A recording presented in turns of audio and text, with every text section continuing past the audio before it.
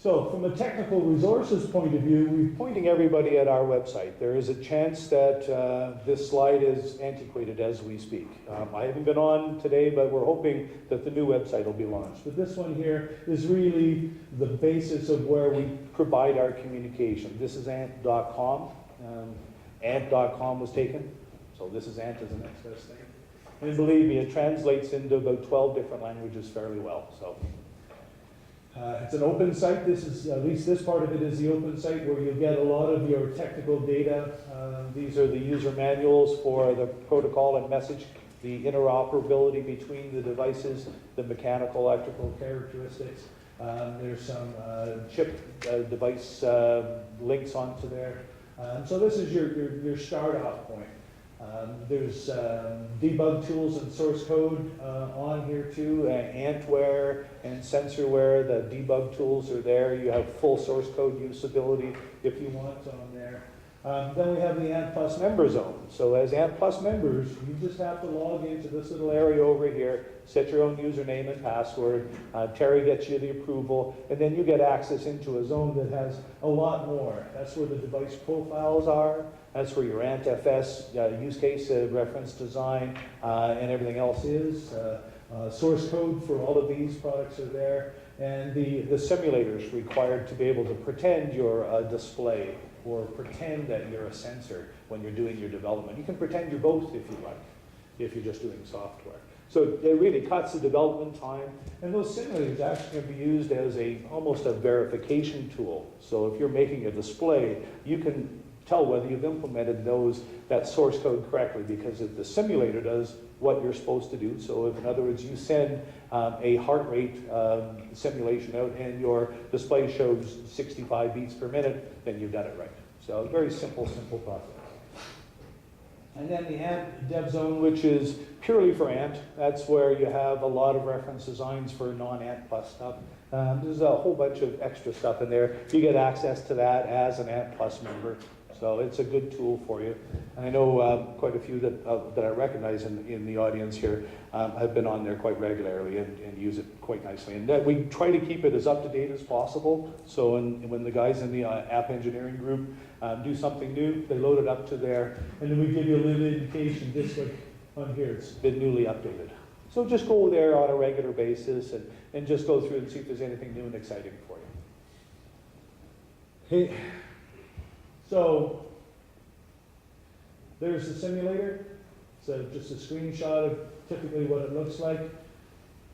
It's a display version or a sensor version. So like I said, you could run two versions at the same time on your PC and see the code, all of your data transfer coming up on the screen. You have a choice of what type of device you want through the drop-down menus. Whether if you're a sensor side of things, you can simulate all of the devices that have got device profiles. And you've got the variability within them, so you just don't have a 65 beats per minute being sent out. You can sweep and make it look like you're actually exercising. And so that way you can see on your PC and on your display that you've now moved your heart rate up. Is it just showing on the display? Have you got it working properly? And you can use it to find out what distance is.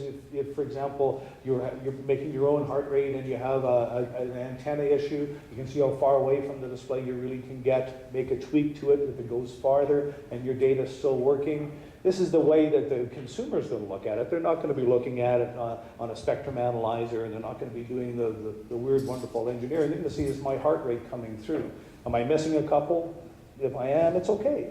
If it's not okay, then you have to figure out what hardware changes you need to make. So it's a really good tool that way.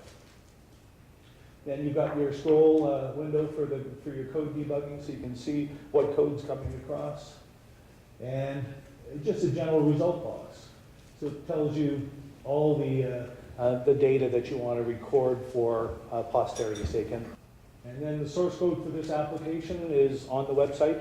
So you can use this as a cut and paste version for maybe a PC app that you're trying to develop. And as I said earlier, you could use it for simple verification testing.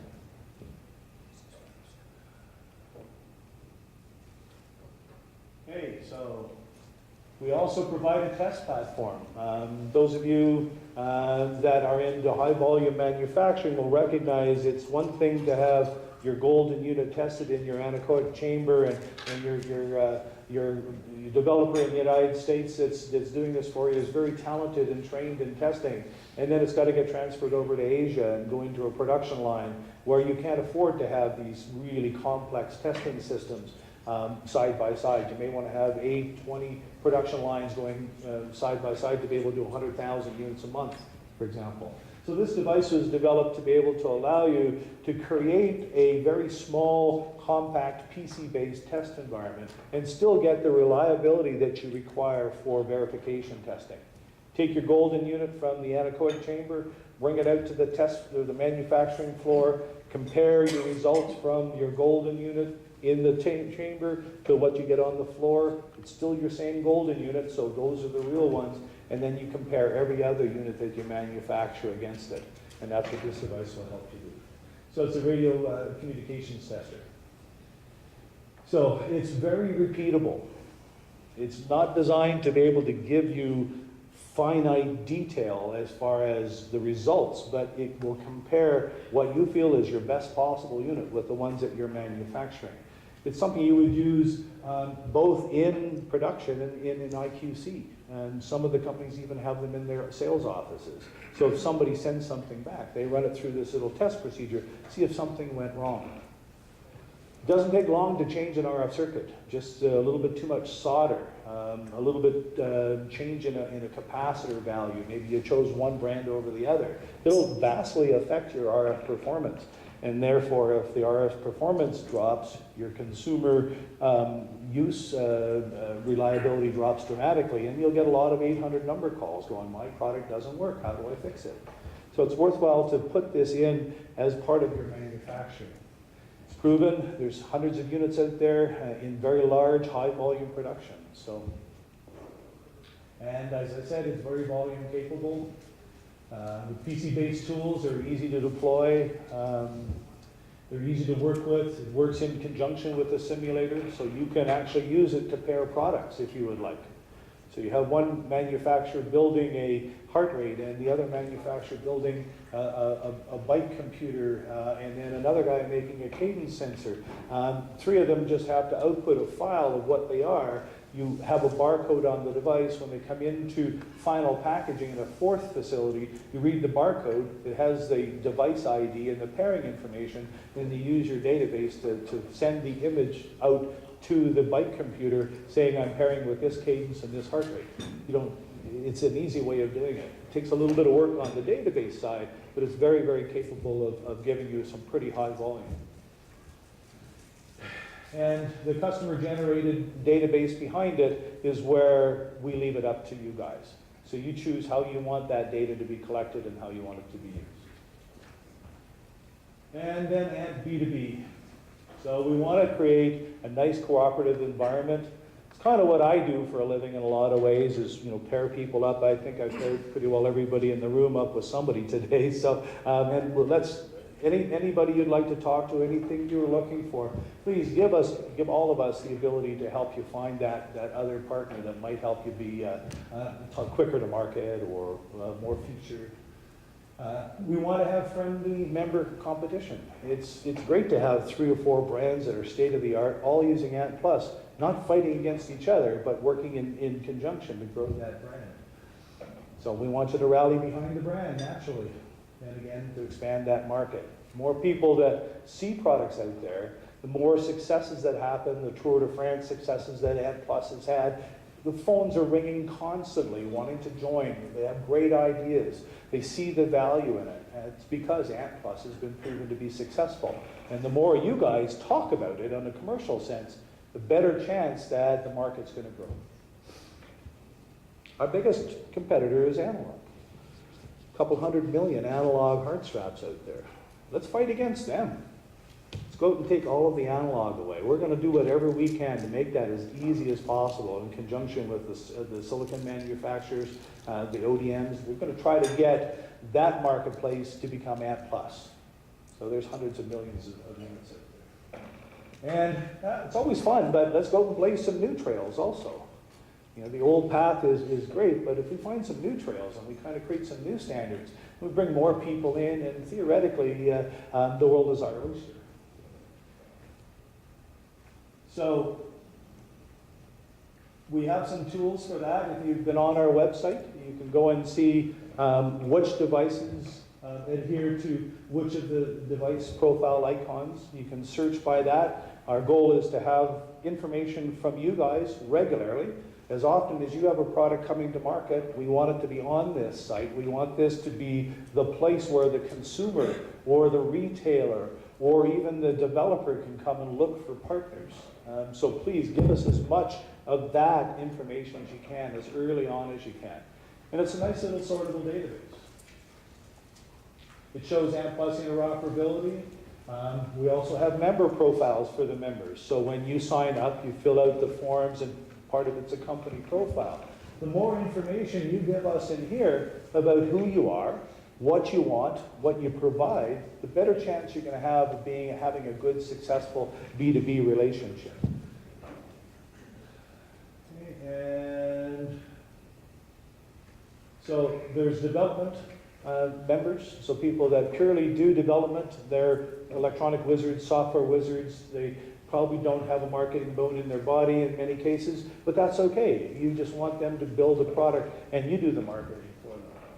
There's the OEMs and the ODM people. The OEMs are typically manufacturers, at least in my nomenclature, that build a product to your specifications. An ODM is somebody who already has a platform of products that you can go and have fine-tuned. It's a little quicker to market. I've had a lot of guys asking me, hey, can you tell me who the guys are that make this? The quickest way is to go to someone who already has a product, because you'll get to market maybe this year rather than having to wait another year's time to have something developed. Software applications, I can't tell you how many new guys are coming on saying they want to write an app. The ones that are there aren't good enough. They just want to make it so that the world will want to buy sensors. You want that data. Now we're talking Facebook applications, we're talking all sorts of social media, training applications, coaching applications, you know, the iPhone, the Android platforms that are coming. There's a whole new world coming up. And software is something that only certain people do well, and a lot of us in the room don't do it really well. So we're looking for some partnerships there. So again, this member directory and all these profiles will help you find some new people. And this B2B meeting that we have here, hopefully we can get you in front of them, and you can maybe talk in the corner or go out for a walk in the beautiful weather out there and just talk about some maybe more personal data that you don't want to share with them. Co-branding. You don't have to go out on your own. You don't have to have a business relationship. You can just say, hey, we're all going to maybe package our products together. We'll go in as a package to maybe a school board that has a fitness environment that they want. And you make one thing and you make another and you brand it together and the school board releases it as a package. So it's always a So the ANT messages basically drive for the finish line. So there's so much so close to us that we can go out and actually succeed at. We're not far away from it at all. Innovation, innovate, the power guys that are out there, the new dongles that are out there, the APIs that are being generated for Androids, the cell phones, you name it. There's a whole bunch of innovation happening. So take those new things and make something new and exciting out of it. Don't stop because you think it can't be done. There's a real good chance that someone in the room here or someone in this building thinks it can be done for you and can be a lot of help. So, and the teamwork. I'd love for everybody to go away and come out of this 3 days or 4 days, depending how long you stay, with that feeling that you're like college frat brothers or sorority sisters. So you're always going to think about each other. When you get together, you remember this time and you think of the value that you had. And there's some guys that aren't here because they were here last year, that their businesses are flourishing because they took 2 weeks out of their time to decide to join ANT+, get here a couple of weeks later, and now they're selling hundreds of thousands of dollars worth of product in a year. That's because of the B2B. So it's really important to consider working as a team. So it's your brand. That's the motto. It's not our brand. ANT+ is your brand.